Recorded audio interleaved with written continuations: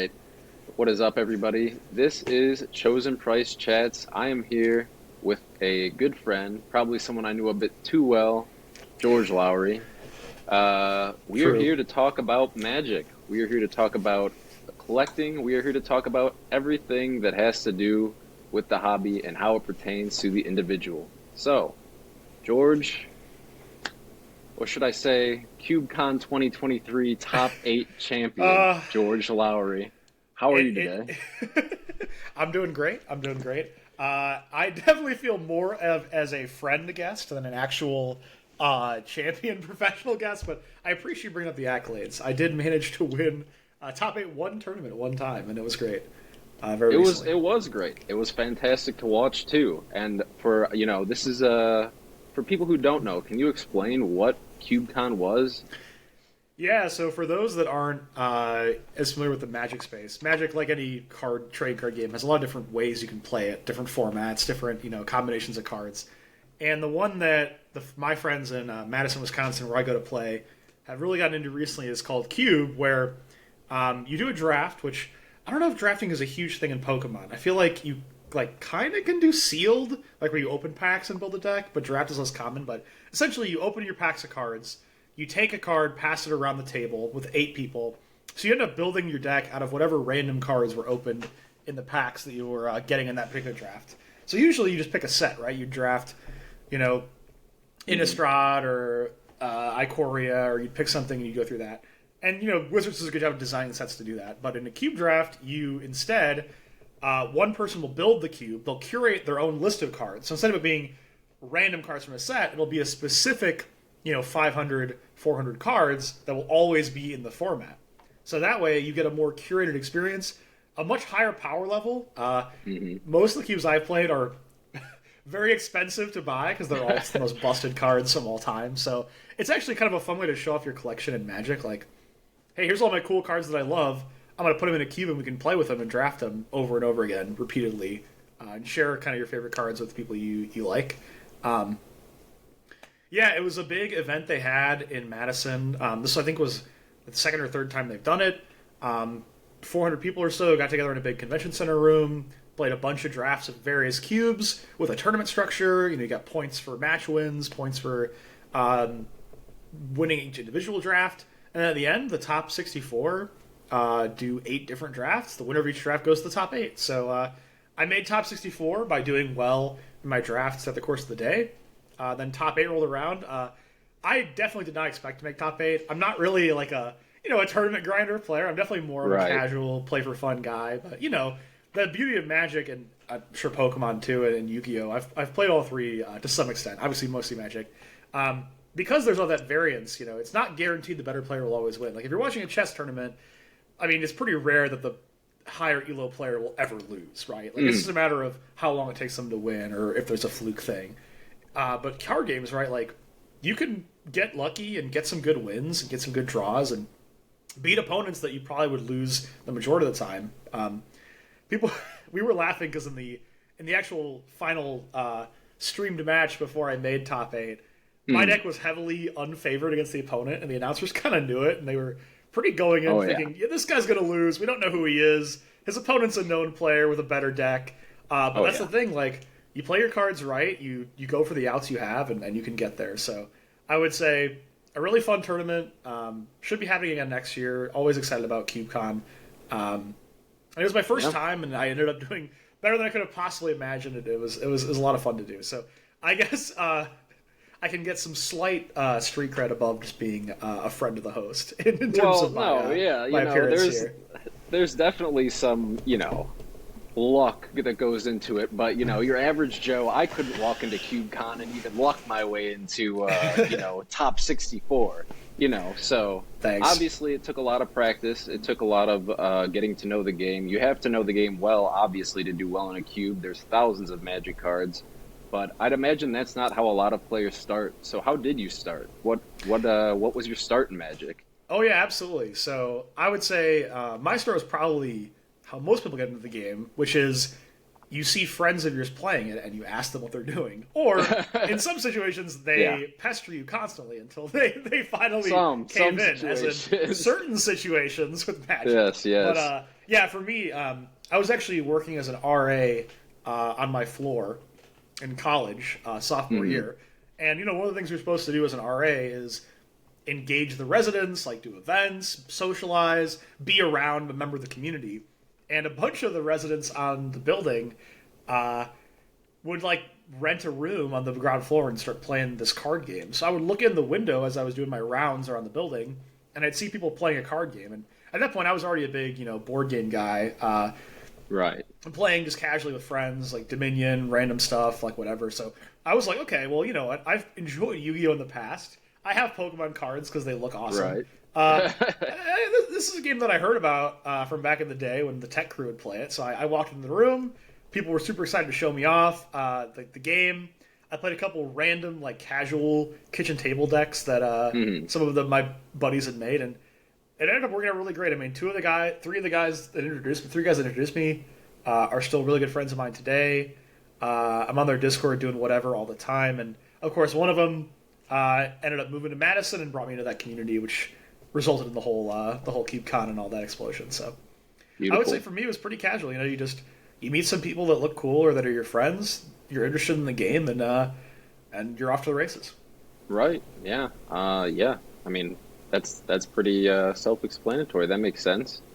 So, obviously, you say you have some Pokemon cards. You have a little collection. Now, what was your relationship with like, obviously we played the game a bunch in high school together, like the video games together. But what was your relationship with like the cards as a kid? Was that something that, you got often, just like random here and there? So the big push for me in Pokemon cards was actually my cousin, who's a little older, like 3 or 4 years older. So for him, like Pokemon cards were huge when he was like in grade school, going to the Oh stuff. yeah. Like he was in the Red and Blue generation. Like I consider myself a Ruby Sapphire generation kid. Like Oh yeah, that was the game for I sure. got on my Game Boy Advance back in the elementary school that I was obsessed with. But he was from the OG generation. Bought a bunch of the cards from the first couple printings, and eventually he was just like, you know what, I'm done with these. I'm going to give them to my younger cousins to play with. So I ended up just getting this big, collection of random old cards from the first couple sets. Sadly, I don't think any of the really valuable ones. This was kind of like, it's not the Alpha Beta era. It's like the Fallen Empires Right, era. right. The So Alpha I don't know what Beta, the I don't know what Alpha the Beta. the Magic equivalent is, or the Pokemon equivalent is. But yeah, it was kind of like middle sets, but a lot of cool stuff. I Yeah. actually had an e-reader back in the day. If you remember the e-reader cards, Oh, that you could had one. I didn't know So I that. actually had an e-reader. So for a while, I would buy the e-reader because I was too stupid to figure out how to actually use it or do anything. But I was Kids, like, oh, these kids. cards scale my thing. Ah, it's so cool. So yeah, for me, it was definitely the old school classics. I remember, in particular, he had a lot of dark cards from back in the day. Oh yeah. So I've always been a huge fan of the Dark series of Pokemon cards. I think Dark Zapdos was one of my favorites from back in the day. I thought that card was so cool. Yes, that is a gorgeous card, and I know honestly, you were one of the few. You didn't even like you stuck with Pokemon. You didn't collect the cards. You were one of the few that actually kept their cards. You still have that Dark Yeah. Zapdos, don't you? Oh yeah, yeah, yeah. I I have it. I believe it's still. Is it? Did I put it on the front fancy page? Oh yeah. The fancy page. Let's see that fancy page. I was prepped to potentially prepare some visuals for this interview. So my binder here for Magic, actually I have Pokemon on the front page. Not all Magic players care about Pokemon, but as someone who represents both communities, I feel it's my obligation on my Magic binder to show off what they're missing out on. So my front page now, the middle card is a favorite of mine. I don't think it's a particularly valuable or rare card, but that's the thing about Pokemon. I just always like the art, and this Yeah. Bidoof is just so in the moment, so zen. It's just a very energy that I want to embody, just like in my element, just letting the Yes. rain fall, soaking in the elements. I'm always connected to that. And then, of course, we got the classic. I There think it it's is. actually Rocket Zapdos at the bottom. A card Rocket that I've Zapdos, baby. had since my cousin gave it to me back in the early 2000s. So Yeah, that's It's crazy. kind of a good page of my favorites from back in the day, and some new ones that I've been getting and collecting over the years. Yeah. That I mean, you have your Magic binder. I know you're mostly a player, so it kind of surprised me that you do keep some in a binder because, even now, you don't really buy that much Magic. You don't like It's true. yeah. I mean, there were definitely a time where, you were opening packs. I saw it firsthand, Yep, yep, obviously, yep. but yeah, now you don't really buy as much Magic. So I gotta ask, what is the most valuable card that you ever just picked up? Like, what's the most valuable single you ever bought to either play with or just throw in a Ooh, binder? nice. So yeah, to your point, I've always tried to keep a handle on it. It was kind of like when I got into it, I was in college. I didn't really have any. Right. I didn't have a lot of money. I was just scraping by on our summer job income over the year. So for me, I didn't want to get too deep into collecting and filling out my sets. So most of what I got was singles that I wanted for specific decks, Hmm. particularly if I thought they were really well priced for the value they gave my deck. I would say probably the most I spent on a single card was around $20 to $25, which for Magic is actually pretty low, Right. especially nowadays. We have to remember, like, this was back in 2016, 2017. Magic card prices, I'm sure with Pokemon too. Like, I mean, they've more than doubled. Just like Absolutely. inherent like inflation plus more demand for the hobby plus more Hmm. attention. So I was getting cards for $20 that are now easily 50, 60 before reprints. I will say I think it was a couple. It was an old. Actually, I think I have it in this deck here. One of the cards that I Oh. paid the most for is now worth. This is my worst financial decision. This card's now worth Okay. like Okay. $1 Oh because they wow. reprinted it a couple times. But I have the original printing. Oh, this is the other card I spent the most on. So yeah, I would say one card I spent the most on. Cabal Coffers. I was late to the game on Ball this one. coffers. Okay. For those that don't know, lands in Magic are how you cast your spells. They're like energy for Pokemon, but Hmm. in play instead of attached to your creatures. Always super valuable because every deck needs lands, no matter what your theme is or what you're doing. But yeah, I remember picking up this card, Diabolic Intent, back in the Oh day. my It was like gosh. a splurge purchase. Fun fact: this card, I know it's mirrored in the shot, but I do have the original. I think what is Hmm. that? Scape Shift, Plane Shift printing, which is somewhat nice and held its value a little bit more. But back in the day, that card was like $22, and Demonic Tutor was like 25. So my idiot Right. child self was like, "Well, this card's a little cheaper. I care about sacrificing in my deck, so the downside is kind of an upside. Let's pick up like the more economical tutor for my deck since I'm trying to save money." And then of course it got reprinted down to $1, and Demonic Tutor, even with its reprints, is skyrocketing in value, always held its price. So I made the wrong call in that instance, but the Hey. beauty is because all the cards I buy are for my decks, like I still get to play with them. Yeah, that's the good part, and that's the thing is, obviously you can't predict, especially with Magic. For those that don't know, there's the reserve list. The reserve list Yeah. cannot be reprinted, but anything Yep. outside the reserve Yep. list, for the most part, not safe. Not safe. Right. Right. It's incredibly volatile, but you have capitalized that before. Can you tell me a little something about a certain green creature that had a very, very big fall from grace? I can't even pronounce the Ooh. name. Yeah, Tormayorgor? there's a classic story of Tarmogoyf, a card Yes, that yes. when I started Magic was considered one of the best creatures ever printed. Considered broken, like they would never make cards this strong ever again because it was way above the curve, like way too strong, close to ban worthy in multiple formats. It got Hmm. up to like $150+ at peak. Hmm. It was crazy. There were even with like multiple reprints, it was still over 100 easily. There was a classic story of a GP draft at a Grand Prix or a professional in the top 8 opened a foil Tarmogoyf in his pack when he wasn't in green. Like he was just in like a red X deck. And it was very controversial because he actually picked the foil Tarmogoyf because it was worth so much money that he felt even though it lowered his chances of winning the draft, where there was like, thousands of dollars of prizes on the line for this, tournament, it was still worth it to pick the foil Tarmogoyf just because it was so individually valuable. Has a happy Crazy. ending in the story. He did end up auctioning it off for charity and got like a couple $1,000 to some charity, which is an awesome story. Oh, wow. But at the end of the day, Tarmogoyf nowadays, fun fact, Magic has a bit of power creep, especially in the creature department Pretty recently. bad. Not to go too deep into the lore, but they had some initiatives to try and make cards more exciting and keep things more fast paced. They hired some people that were good at Magic to kind of playtest cards so they could be riskier in pushing power level because they were tested. But there's only so much testing you can do as a team of 5 people versus the thousands of Magic players grinding daily. So they have had some power level mistakes, and Tarmogoyf sadly is no longer the format defining staple he was, and has fallen down to like I think under $20 now. So like 80% value loss, which is pretty insane. Obviously, overall, your cards are going to increase in value almost always, but there are very amusing individual cases. Can I quickly talk about my best financial decision in Magic for selling? There was a card that was printed about 5 years ago at this point now, or longer, called Ludovic. Not Ludovic. Oh my god. Leovold. Who was a 3-drop creature that basically said if your opponents would draw a card after their first card each turn, they don't draw that card. An ability they've seen before, but has very strong combo potential with cards like, I think the Pokemon equivalent is Professor Oak, which is discard your hand and draw 7 cards. Those cards in Magic affect all players. So what would happen was you'd play Leovold, which says your opponents can't draw any cards. You'd play a card that made them all discard their hand and draw a new hand, but then they didn't draw a new hand because you stopped them from drawing cards. So it was a very broken combo, extremely overpowered.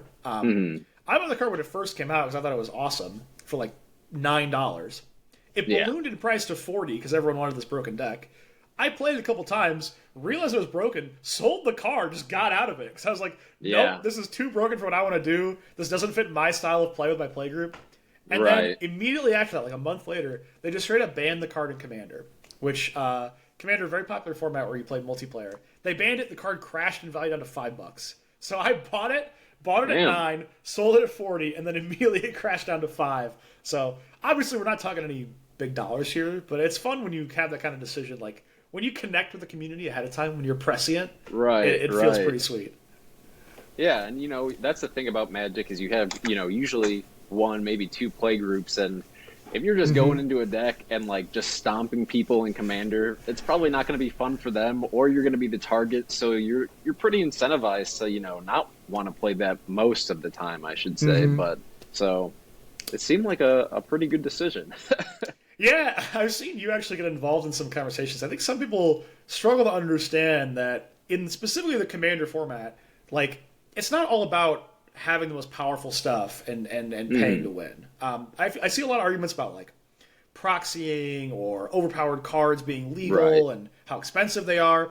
The reality is, if you're playing the format with people that you know or that you trust, a good community that cares about having a good experience for everyone, you're gonna correct for those types of things naturally. The more you play, and the more you learn how good everyone's decks are.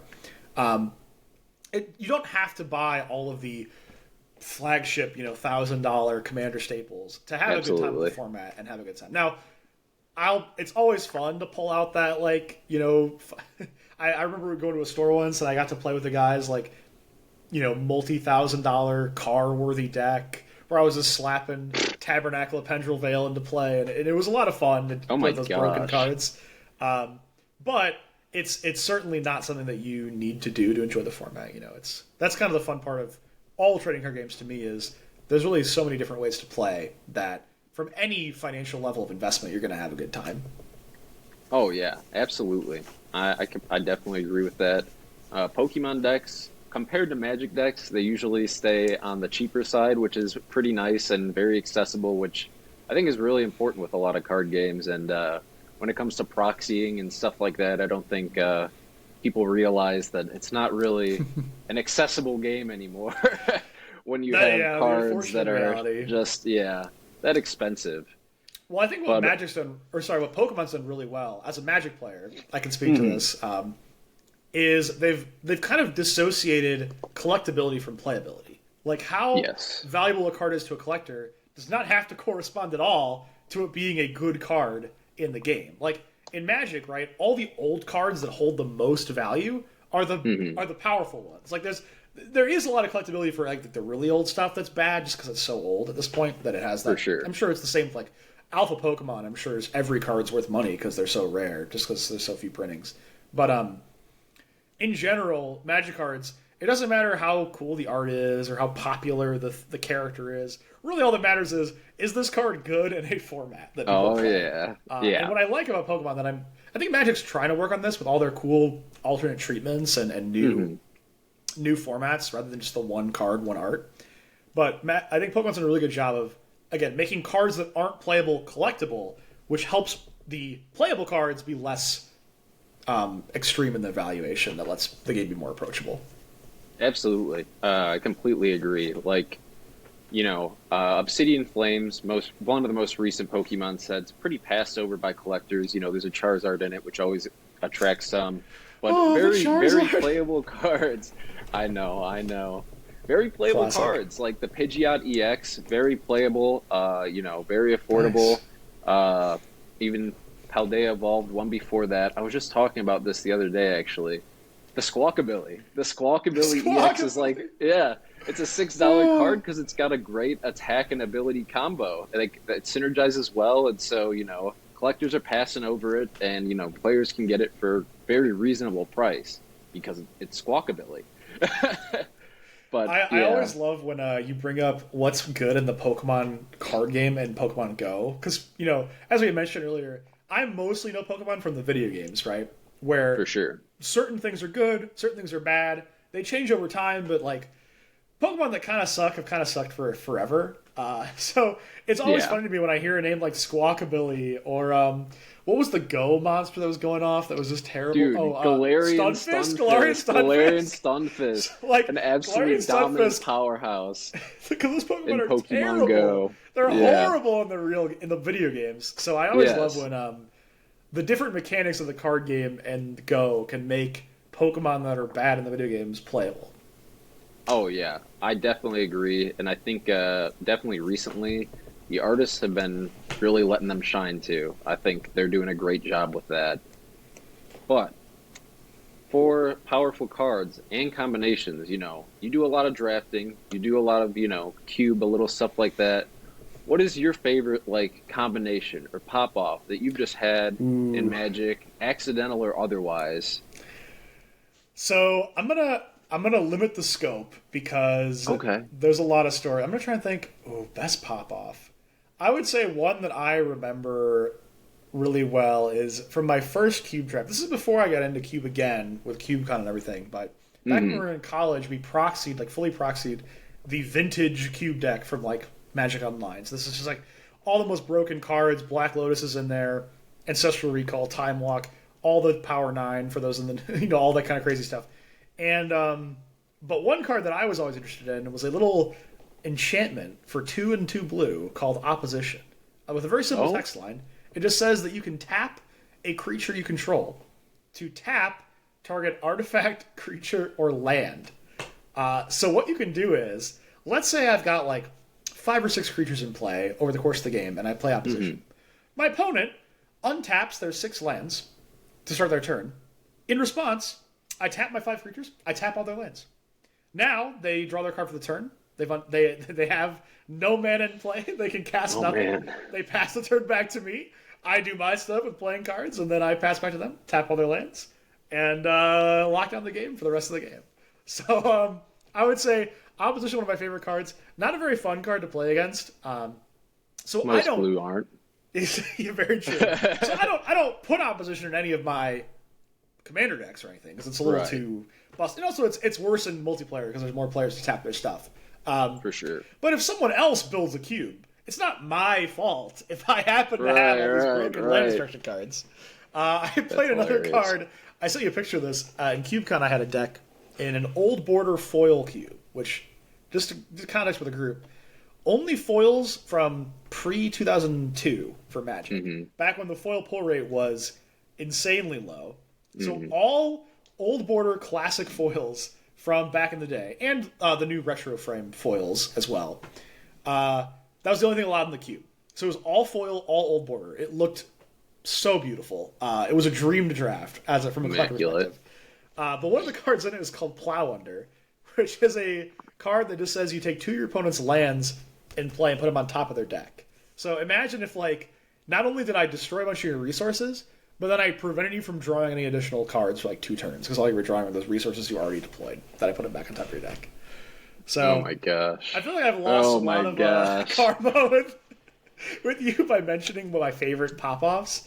You know, To even the it scales, happens. I can talk about my favorite pop-off I witnessed that didn't get to actually be a part of. We were playing a very ill-advised 12-player Commander game. Commander's supposed to be a 12 4-player game. players. We had 12 because we're like, screw it. It's midnight on the Saturday. We're all playing Magic. Let's just do one Right. big game and see what happens.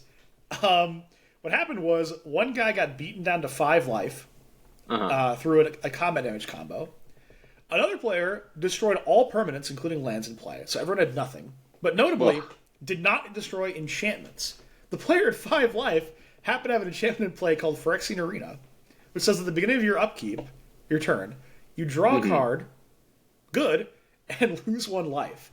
So this guy just had all his permanents destroyed. He's at 5 life, has nothing, but has 1 enchantment that is going to do 1 damage to him every turn. So he has 5 turns to find something to do, or he just loses the game. And that was really fun for me. These are the kind of that's crazy things that can hilarious. happen in Magic. It's a game with a lot of funny stuff that can go on. I know. I think the first time you ever played, if I could tell this story, if you want to tell it, was a draft we did of Time Spiral Remastered. Beautiful. Very fun set, by the way. One of my favorite, probably my favorite set. I'm Definitely pretty low even- exposure, but Oh, yeah. I love Definitely Time a little Spiral. biased because it was your first time popping off, but Colin got me with this card called Ivory Giant, which is a suspend card, which means you can like play it for less mana and then it comes into play later. That when it ETBs, you tap all non-white creatures. Tapping, they can't like defend you when they're tapped. So he basically summoned this giant, tapped on my entire board. All his creatures were white; they stayed untapped, and just swung in for 1 billion damage and killed me, despite my stable board state, thanks to the power of the Ivory Giant. Yeah, there are a lot of cool combos in that, and that's the thing I like about Magic a lot is even like in the sets, like you can have a draft where there's some great interactions like that, and for the most part, you have access to like 23 years of cards, or like 26, 30. Oh, Magic 30th was a few years ago. How can I forget? But you have access to like 30 years of cards for the most part, and Pokemon's great. I think if you had access to every card, you can get some really silly combos off for the most part, so it's good that they don't. But I really like that about Magic, and I like that about like the sets. They really mesh so well together. Like Time Spiral Remastered, a big thing in that set is suspend. So you could have a bunch of draft a bunch of suspend cards, and maybe make yourself a little weak early on, and just have them all come into play later. And there's a bunch of other like gimmicks, I suppose you could call them, in the other sets that really tie them together really well. And I really enjoy that about Magic. Oh yeah, absolutely. And by the way, that Ivory Giant card that had that awesome play where you popped off and it was super cool to see, like a 5-cent common. Yeah. It's like I said, that too. It is a lot of fun to slam those Haymaker, Battleship, Juggernaut, $80 cards into play and do something crazy. But you can have fun with a couple of commons from a pack that you opened at a Collecticon and have a good time. Yeah, absolutely. Yeah, George was there with me for the first Collecticon I ever went to. Actually, that was your first one. Yeah, I had no idea. I don't know how that didn't. You probably mentioned it, I just forgot, but that is super cool. Oh, it happens. But yeah, we went along. We went in. We got ourselves some older Magic packs, the little Chaos draft, I suppose. But yeah, that was my first really experience in playing Magic outside of like maybe 1 or 2 Commander games. But George is very good. He's very experienced with drafting. I think that Ivory Giant was probably my 1 round of draft that I win. You need to win 2 rounds of draft out of 3 to win. Yeah. I won one of those rounds, but it was a nice round. It was a good round. Yeah, I would say your knowledge of cards translated pretty well, but of course, like anything, right? The way to get better at it is to spend more time with it. And unfortunately for you, Colin, I have what is it at this point, like almost 9-year head start on playing Magic. So right, it's perfectly understandable that there's a bit of a understanding gap at that level. Oh yeah, and You'll absolutely, get and there. that's why you were in the top 8 of Cubecon The top 2023. 8 of I'm Cubecon. saying, and I can't wait to see you in the top 8 of Cubecon 2024. If not, the winner. But Gotta yeah, keep striving.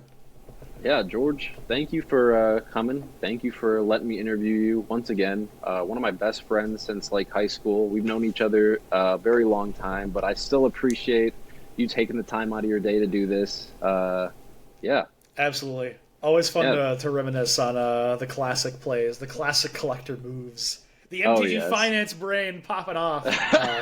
Yes, absolutely.